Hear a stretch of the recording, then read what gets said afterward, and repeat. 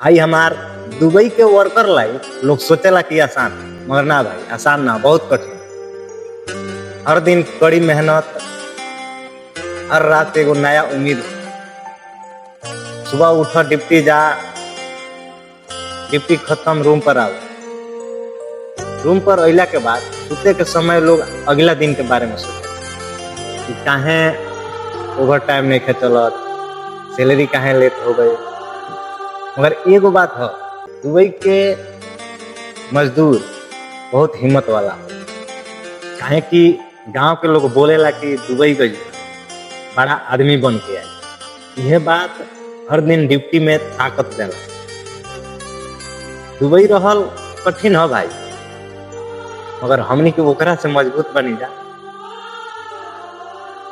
बाकी अगर ये वीडियो अच्छा लागल हो तो वीडियो को शेयर करिए, हमके फॉलो कर लिया।